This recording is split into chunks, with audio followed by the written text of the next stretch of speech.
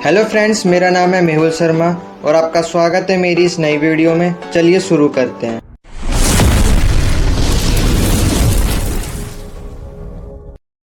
दोस्तों, आज हम करने वाले हैं बिजनेस कम्युनिकेशन का यूनिट 4, जिसका नाम है business correspondence and E correspondence, जिसे हिंदी में बोलते हैं बिजनेस पत्राचार और ई पत्राचार। शुरू करने से पहले अगर आप चैनल पे पहली बार आए तो जल्दी से चैनल को सब्सक्राइब कर दीजिए और वीडियो को लाइक कर दीजिए। और अगर आपको इसकी पीडीएफ चाहिए तो आपको टेलीग्राम पे मिल जाएगी, हिंदी और इंग्लिश दोनों में।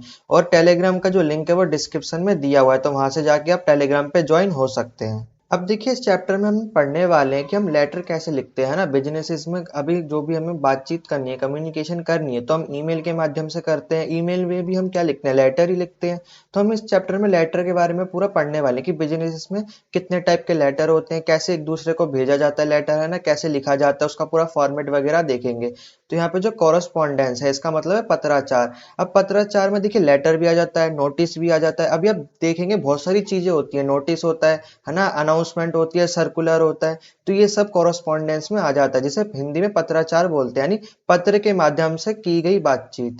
तो देखिए, business letter and interactive business correspondence. अब देखिए, जो बिजनेस लेटर है ना, उसका काफी ज्यादा इंपॉर्टेंट रोल होता है। जब भी दो ऑर्गेनाइजेशन यानी दो जो कंपनी होती हैं वो आपस में जब भी बातचीत करती हैं तो वो लेटर के माध्यम से करती हैं। अब देखिए, इससे पहले आपने रिपोर्ट के बारे में पढ़ा था। रिपोर्ट भी एक रिटन कम्युनिकेशन है, लेटर भी एक रिटन कम्युनिकेशन है। लेकिन जो रिपोर्ट होती है वो सिर्फ कंपनी के अंदर ही काम करती है ना। जो मतलब कंपनी को रिपोर्ट चाहिए होती है तो रिपोर्ट क्या सिर्फ कंपनी के अंदर काम करती है। लेकिन जो लेटर होता है वो एक कंपनी और दूसरी कंपनी के बीच में काम करता है ना। जो लेटर होता है उसके माध्यम से अलग अलग कंपनी एक दूसरे के साथ कम्युनिकेशन कर पाती है। अब देखिए, जब भी आप एक प्रोफेशनल लेटर देखेंगे यानी जो बिजनेस लेटर आप देखेंगे वो काफी ज्यादा स्ट्रक्चर होगा, उसमें हर चीज बिल्कुल बारीकी से लिखी जाएगी, है ना। ऊपर एड्रेस वगैरह, डेट वगैरह, है ना। जो डीएसआर होता है, सब्जेक्ट होता है ना, जो पूरी बॉडी होती है। फिर जो रिगार्ड्स होता है, मतलब पूरा प्रॉपर स्ट्रक्चर में होता है ना, पूरा फॉर्मेट में जो बिजनेस लेटर है वो लिखा जाता है। और लेटर में काफी अच्छे यानी साफ सुथरे वर्ड्स का इस्तेमाल किया जाता है। लेटर में काफी ज्यादा क्लैरिटी होती है ताकि सामने वाला कुछ और ना समझ सके, है ना। सिर्फ वही समझेगा जो लेटर में लिखा गया है। तो जैसा कि आपने पढ़ा कि जो बिजनेस लेटर है वो एक रिटन डॉक्यूमेंट है और एक लीगल रिकॉर्ड की तरह भी माना जाता है ना। इसको मतलब लीगल रिकॉर्ड की तरह स्टोर करके भी रखा जाता है कि इस कंपनी ने ये लेटर भेजा, इस एम्प्लॉय ने ये लेटर भेजा या किसी और ने ये लेटर भेजा, तो उसको मतलब रिकॉर्ड की तरह रखा जाता है। और देखिए, जो बिजनेस लेटर होता है ये फॉर्मल इन नेचर होता है। फॉर्मल और इनफॉर्मल मैंने आपको बताया था ना, औपचारिक और अनौपचारिक। तो जो बिजनेस लेटर होता है वो क्या होता है, औपचारिक होता है यानी फॉर्मल होता है। और देखिए, जो लेटर होता है वो इतनी अच्छी तरीके से प्रोफेशनली लिखा जाता है जिससे सामने वाले के साथ एक अच्छा रिलेशनशिप बिल्ट होता है ना। उसमें ऐसे मतलब रिस्पेक्ट के साथ ऐसे शब्दों का इस्तेमाल किया जाता है ताकि सामने वाला पढ़कर खुश हो जाए, है ना। जैसे हम उसमें लिखते हैं रिस्पेक्टेड डियर सर मैडम, जो भी हम लिखते हैं, फिर आखिरी में थैंक यू वगैरह भी लिखते हैं और अच्छे अच्छे शब्दों का इस्तेमाल करते हैं। तो इससे क्या होता है, जो रिलेशनशिप है वो मजबूत होता है एक कंपनी और दूसरे कंपनी के बीच में। तो देखिए, रिलेशनशिप मजबूत होता है ना, रिस्पेक्ट कन्वे होती है और प्रोफेशनलिज्म भी बढ़ता है, चाहे वो ऑर्गेनाइजेशन के अंदर हो या बाहर की साइड हो। अब देखिए, इंपॉर्टेंस ऑफ बिजनेस लेटर। तो देखिए, पहला इंपॉर्टेंस है प्रोफेशनलिज्म, जिसे हिंदी में बोलते हैं व्यवसायिकता। अब देखिए, जो बिजनेस लेटर होता है वो एक फॉर्मल मैनर में लिखा जाता है ना। उसका जो फॉर्मेट होता है वो काफी ज्यादा बारीकी से लिखा जाता है ना, पूरे स्ट्रक्चर में लिखा जाता है लेटर को।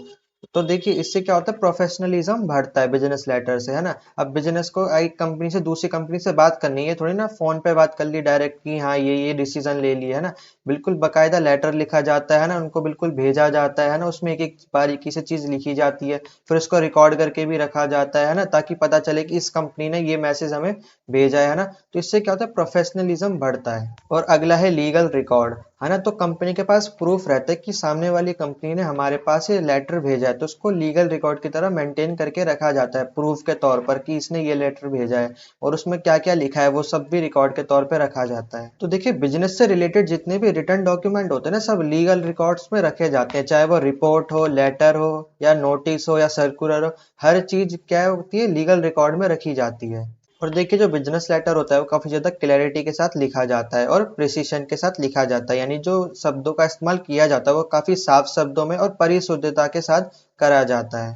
और अगला होता है डॉक्यूमेंटेशन, यानी जो लेटर्स होते हैं उनको डॉक्यूमेंट की तरह सेव करके रखा जाता है। और अगला है ऑफिशियल कम्युनिकेशन, एक बिजनेस दूसरे बिजनेस के साथ जो कम्युनिकेशन करता है लेटर के माध्यम से, तो वो लेटर के माध्यम से प्रोफेशनली और एक ऑफिशियल कम्युनिकेशन करता है। और लेटर के माध्यम से एक अच्छा रिलेशनशिप बिल्ट होता है ना, सामने वाले को रिस्पेक्ट दी जाती है ना, उससे अच्छी तरीके से बात की जाती है लेटर के माध्यम से।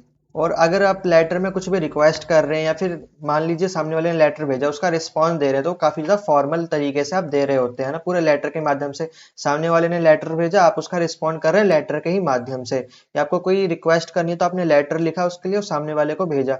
तो वो जो दोनों चीज होती है, रिक्वेस्ट और रिस्पॉन्ड, दोनों फॉर्मल तरीके से होती है लेटर में। तो फॉर्मल का मतलब है प्रोफेशनल तरीके से आप रिक्वेस्ट कर रहे हैं और रिस्पॉन्ड कर रहे हैं। और अगला है रिकॉर्ड कीपिंग। जैसे कि आपको बताया कि जो ये जितने भी लेटर बातचीत होती है आपस में है ना कंपनियों के बीच में, इनको रिकॉर्ड की तरह रखा जाता है। अब देखिए different types of business letter. तो बिजनेस लेटर कई टाइप के हो सकते हैं, जैसे कि रूटीन एंड सेल लेटर, है ना, letter of special purpose, problem letter, goodwill letter. तो इतने सारे टाइप के लेटर हो सकते हैं, लेकिन देखिए इनका जो फॉर्मेट होता है वो एक जैसा ही रहता है ना। देखिए आपको फॉर्मेट बताया गया है, फॉर्मेट का नाम है द फुल ब्लॉक फॉर्मेट। अब देखिए मैं आपको फॉर्मेट के बारे में बताऊंगा। तो ये जितने भी टाइप के लेटर है, चाहे वो रूटीन हो, सेल हो, है ना, स्पेशल पर्पस के लिए हो, कोई प्रॉब्लम के लिए लेटर हो या गुडविल के लिए लेटर हो, तो इसी फॉर्मेट में लिखा जाता है ना।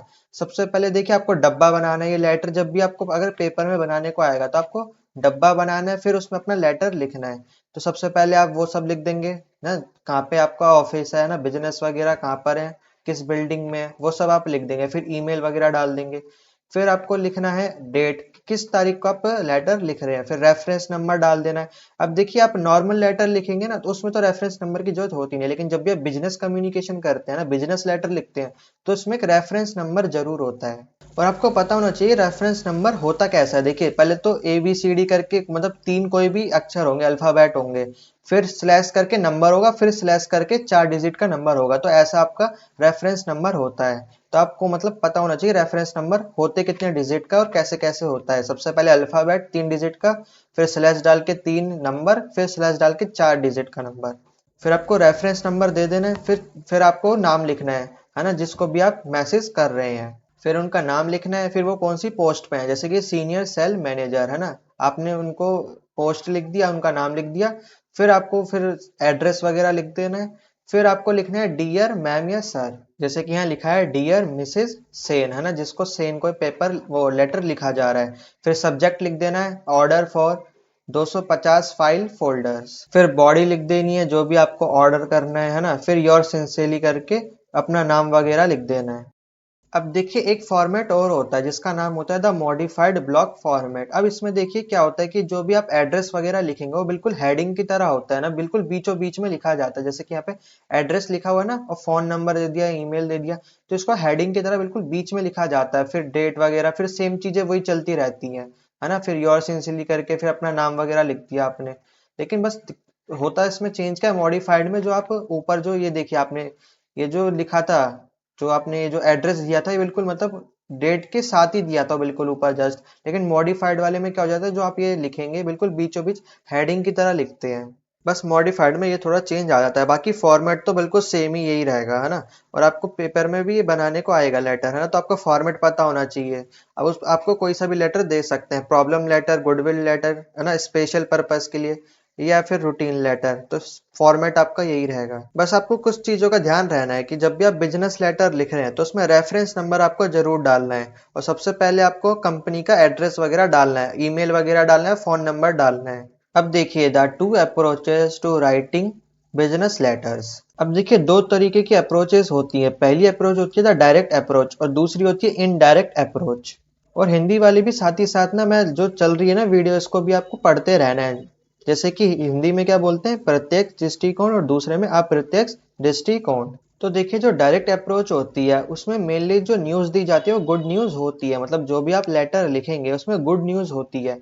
और वो 3 पार्ट में लिखी जाती है। द बिगिनिंग, है ना, जिसमें मेन आइडिया होता है। फिर होती है द मिडल, जिसमें रेलेवेंट इंफॉर्मेशन या फिर एक्सप्लेनेशन होती है। और तीसरा पार्ट होता है कंक्लूजन, जिसमें आप पूरा जो आपका मेन आइडिया है उसके बारे में बताते हैं ना। इसमें जिस जो भी पॉजिटिव जो आपका आइडिया है उसके बारे में आप कंक्लूजन में बताते हैं, जो फ्यूचर में आप उसके लिए एक्शन लेने वाले हैं। मतलब देखिए, एक कंपनी के पास आइडिया, एक बिजनेस आइडिया, अब दूसरे कंपनी के साथ उसको शेयर करना है, तो वो क्या करेगी, उसको डायरेक्ट अप्रोच करेगी। डायरेक्ट अप्रोच के लिए एक लेटर लिखेगी। लेटर में 3 पार्ट होंगे। पहले पार्ट में वो जो बिजनेस का आइडिया है उसके बारे में बताया जाएगा, है ना।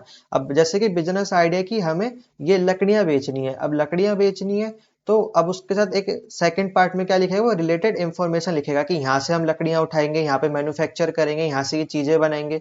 ये हो गया बिजनेस आइडिया, उसकी फिर रिलेटेड इंफॉर्मेशन जो आप मिडल में लिखेंगे। फिर कंक्लूजन में लिख देंगे कि इतनी ग्रोथ होने वाली है, यहाँ से इतने मतलब प्रॉफिट आएगा, वो सब लिख देना है उसके जो पॉजिटिव है। और फिर फ्यूचर में आपको क्या क्या एक्शन लेने हैं वो सब कंक्लूजन में लिख देंगे। और फिर ये पूरा लेटर बना के दूसरी कंपनी के को भेज देंगे। तो ये क्या होगी, डायरेक्ट अप्रोच हो गई। और देखिए अगला होता है इनडायरेक्ट अप्रोच। अब इसमें देखिए कंपनी को डायरेक्ट अप्रोच नहीं किया जाता, इनडायरेक्ट वे में यानी अप्रत्यक्ष रूप से अप्रोच किया जाता है। और जो अप्रोच करने का जो तरीका होता है, उसमें जो भी लेटर लिखा जाता है वो बैड न्यूज के लिए लिखा जाता है। कोई बुरी खबर देनी किसी कंपनी को, तो उसके लिए ये वाली अप्रोच का इस्तेमाल किया जाता है। और जब भी आप लेटर लिखेंगे तो काफी पोलाइट वे का आपको इस्तेमाल करना है, क्योंकि जब भी ये लेटर कोई सामने वाला पढ़ेगा तो उसका जो मूड है वो गुड नहीं होगा, मतलब वो बुरी हालत में होगा, उसकी मानसिक हालत ठीक नहीं होगी। अब मान लीजिए, देखिए आपके दोस्त है ना, आप भी एक बिजनेसमैन है, आपका दोस्त भी एक बिजनेसमैन है। अब मान लीजिए उसके कोई जो करीबी है वो गुजर गया ना, उनकी डेथ हो गई,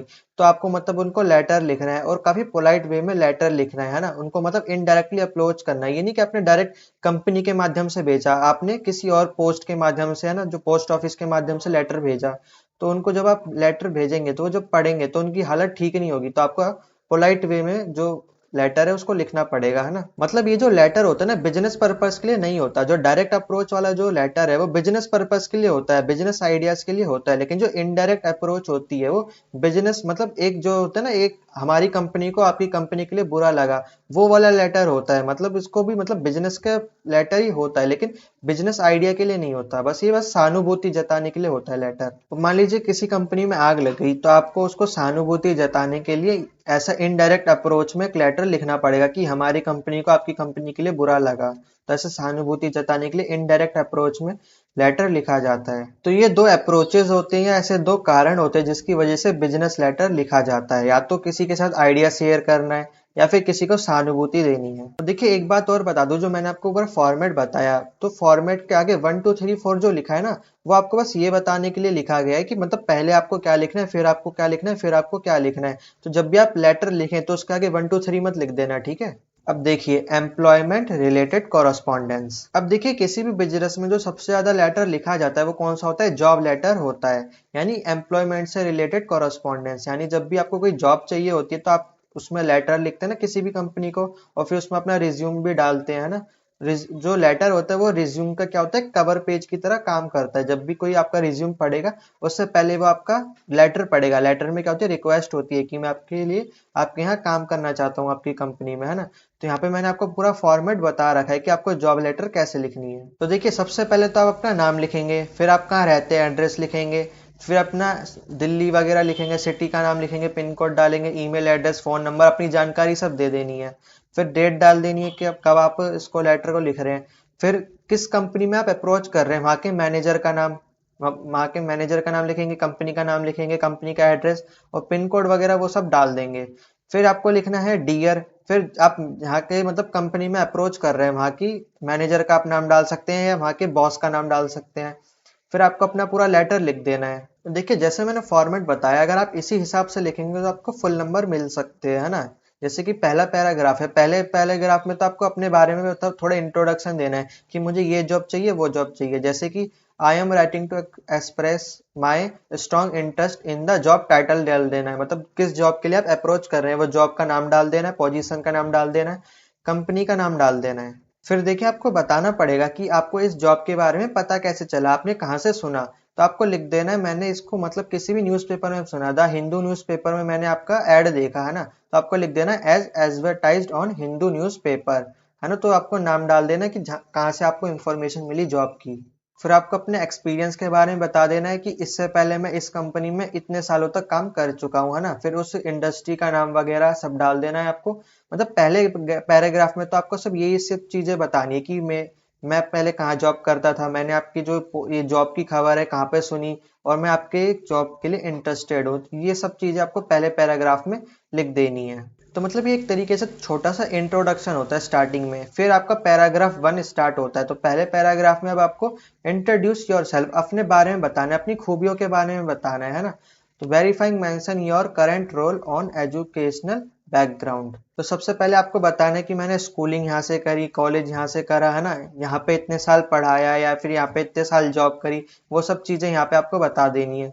फिर दूसरे पैराग्राफ में आपको अपनी स्किल्स के बारे में, अपने एक्सपीरियंस के बारे में, और अब आप क्या क्या फील करते हैं, आपकी हॉबीज क्या क्या हैं, वो सब चीज़ें आप इस सेकंड पैराग्राफ में बता सकते हैं। अब देखिए थर्ड पैराग्राफ में आपको क्या बताना है कि आपके अंदर जो स्किल्स है और जो आपका जो एक्सपीरियंस है वो कंपनी के लिए क्यों जरूरी है ना। आपको ये सब चीजें बतानी, जब भी तो कंपनी आपको नौकरी देगी। आपको ये बताना पड़ेगा कि मेरे अंदर ये खूबियां हैं जो आपकी कंपनी को जरूरत है उसकी। और फोर्थ पैराग्राफ में आप एडिशनल नॉलेज दे सकते हैं, यानी एडिशनल इंफॉर्मेशन दे सकते हैं अपने बारे में कि आपके पास कौन कौन से सर्टिफिकेट हैं, या आपने कौन कौन से अवार्ड जीते हैं, या फिर आप स्कूल में फर्स्ट आए हैं, अपने कॉलेज में फर्स्ट आए हैं, आपने कोई कॉम्पिटिशन में हिस्सा लिया तो वहां पे फर्स्ट आए हैं। तो वो सब चीजें आप बता सकते हैं फोर्थ पैराग्राफ में। तो 4 पैराग्राफ बहुत हैं। जब आप ये 4 पैराग्राफ लिख देंगे फिर आपको अपना पैराग्राफ, एक क्लोजिंग पैराग्राफ लिखना है ना। उसमें फिर आपको क्या करना है, एक्सप्रेस ग्रेटिट्यूड, अपना ग्रेटिट्यूड एक्सप्रेस करना है। ग्रेटिट्यूड मतलब अपना आभार व्यक्त करना है। और फिर आप ना जब अपना ग्रेटिट्यूड एक्सप्रेस कर लेंगे तो फिर आप एक लाइन भी लिख सकते हैं ना, your hope for the opportunity to discuss your candidacy further in an interview. आप उनको रिक्वेस्ट कर सकते हैं कि अगर आपको मेरा मतलब लेटर बढ़िया लगा, मेरा सीवी बढ़िया लगा, तो आप मुझे इंटरव्यू के लिए बुला सकते हैं।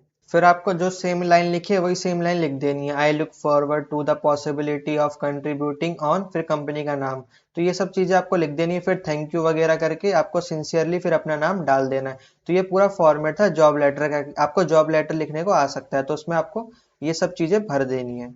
और देखिए जितना जरूरी जॉब लेटर है उसके साथ सीवी भी आपका उतना ही इंपॉर्टेंट है। जब आप जॉब लेटर लिख लेंगे तो उसके बाद आपको सीवी बनाना पड़ेगा, और सीवी हमेशा डब्बे के अंदर बनता है, जैसे कि मैंने डब्बे के अंदर बना रखा है ना। तो यहाँ पे क्या लिखना है आपको, सबसे पहले सीवी लिखना है, उसकी फुल फॉर्म लिख देनी है, करिकुलम वेटी।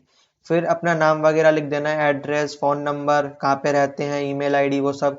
फिर करियर ऑब्जेक्टिव लिख देना है। आप इसको पढ़ के बिल्कुल सेम टू सेम लिख सकते हैं ना, आपको यहाँ पे कोई भी छेड़छाड़ करने की जरूरत नहीं है। आप बिल्कुल एज इट इज का एज इट इज चेप कर आ सकते हैं, आपको ये मतलब रट लेना है अच्छे से।